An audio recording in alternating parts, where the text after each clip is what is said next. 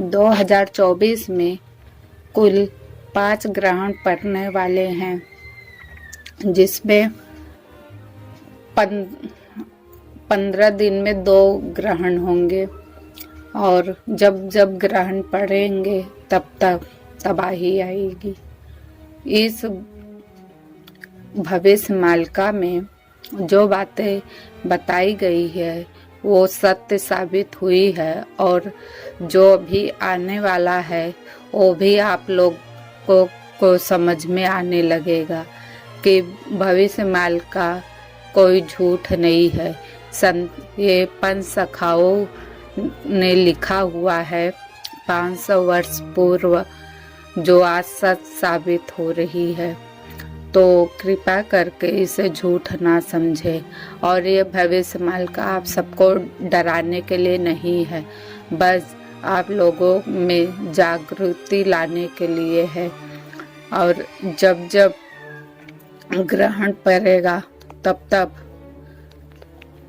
भूकंप, युद्ध, अनेकों प्रकार की आपदाएं आएगी और फरवरी से लेकर दिसंबर तक बहुत सारी ऐसी घटनाएं घटित होने वाली है जो आप देखकर हैरान हो जाओगे। कई प्रकार की बीमारियां भी आने वाली है जिसका इलाज डॉक्टरों के पास नहीं होगा। और इस ग्रहण का सबसे ज़्यादा प्रभाव मनुष्य के दिमागों पर पड़ने वाला है। जो भक्ति मार्ग पर होंगे उन्हें सब अच्छा होगा, अर्थात जो भक्ति मार्ग पर होंगे उनकी बुद्धि और तेज होगी, और जो निगेटिव हमेशा सोचते हैं उनकी बुद्धि और निगेटिव होते जाएगी। और जो अपने दो राह में फंसे होते जो मनुष्य, उनका तो बहुत बुरा हाल होने वाला है, क्योंकि सकारात्मक सोच हमेशा इंसान को वो करने पे मजबूर करती है जो अच्छा हो। नकारात्मक सोच इंसान को हमेशा बुरा करने की प्रेरणा देती रहती है, क्योंकि उसे कोई भी समझा ले वो समझने को तैयार नहीं होता। इसलिए हमेशा अपने सोच को सकारात्मक रखें। जब जब इस धरती पर कोई भी आपदा आती है, हमें प्राकृतिक रूप से संकेत मिलते हैं और यह संकेत आप लोग खुद देखते जा रहे हैं। कहीं बम ब्लास्ट हो रहा है, कहीं मौसम में बदलाव हो रहा है। इसी फरवरी महीने में बार बार कई सारे गांव में, शहरों में आप सबको देखने मिला है। कहीं ठंड ज़्यादा है, कहीं बारिश हो रही है, जो कि ये समय कोई बारिश का नहीं है। कहीं गर्मी का मौसम माहौल बना हुआ है और कहीं आंदोलन छिड़े हुए हैं। और इस प्रकार से अनेकों कई घटनाएं घटित होते जाएगी। और मैं बता दूं कि ये मैं अपने मन से नहीं कह रही हूँ, ये जो पोथियों में लिखा गया है बस मैं वही बता रही हूँ। मैं कोई अपने से कोई कहानी बनाकर आप सबको नहीं बता रही हूँ। बस मैं इतना चाहती हूँ कि आप लोग सतर्क रहे। और हाँ, इसमें भक्तों पर बहुत सारी कठिनाइयाँ भी आने वाली है।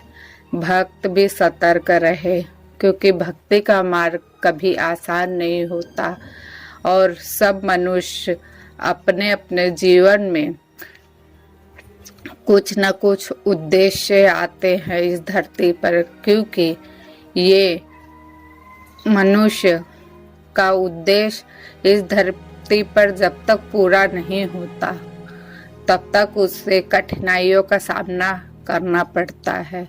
और मनुष्य को हमेशा समझना पड़ेगा कि आखिर उसका उद्देश्य क्या है।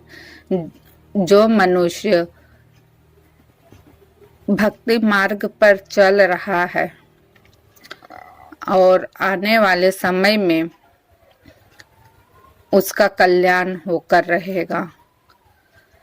जिस प्रकार महाभारत में भी श्री कृष्ण जी अर्जुन को कहते हैं, सब में मैं हूँ, इस आकाश में मैं हूँ, धरती पर मैं हूँ, हवा मैं हूँ, तुम में मैं हूँ, रथ मैं हूँ, मिट्टी मैं हूँ, ये संसार है, ब्रह्मांड मैं हूँ। इसका मतलब है कण कण में ईश्वर बसे हुए हैं और इस ईश्वर को देखने के लिए इंसान को अपने अंदर झांकना होगा। जिस दिन वो अपने अंदर झांक लेगा उस दिन वह ईश्वर को पूर्ण रूप से पा लेगा, क्योंकि ईश्वर भक्त को कभी निराश होने नहीं देते, लेकिन भक्त को सच्चाई के राह पर चलना होता है और फिर ईश्वर कभी किसी का साथ नहीं छोड़ते। और जो सतयुग में, द्वापर युग में और त्रेता युग में कई वर्षों तक तपस्या करके मनुष्य भगवान के पाता था, आज इस कलयुग में बहुत आसान हो चुका है। ईश्वर को पाने का केवल एक मात्र है, दिल से उनका नाम जप कीजिए, सबसे आसान उपाय है।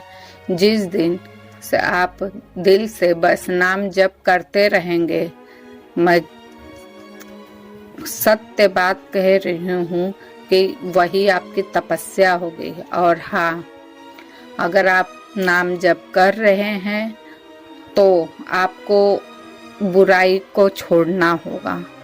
केवल ऐसे ऊपरी ऊपरी नाम जप से भी कुछ नहीं होता, जो किया जाता है दिल से किया जाता है। और जो दिल से नहीं करते हैं उनका मतलब ही कुछ नहीं है, क्योंकि जिस प्रकार इंसान प्रेम करता है तो दिल से करता है, तो उसी प्रकार ईश्वर से भी प्रेम करना सीखो। जिस दिन जो मनुष्य ईश्वर के से प्रेम करना सीख जाएगा, वो हमेशा से हर आपदाओं से बचा रहेगा, क्योंकि आने वाला समय बहुत कठिनाइयों भरा है, जिसे ना मैं ना आप सब कोई नहीं समझ सकता है। लेकिन जब ये मेरा वीडियो बनाने का उद्देश्य बस इतना ही है कि आप सब लोग ईश्वर के शरण में रहिए और ईश्वर की भक्ति कीजिए। इस वीडियो में बस इतना ही। फिर मिलती हूँ नई वीडियो के साथ और नई जानकारी के साथ। तब तक के लिए धन्यवाद।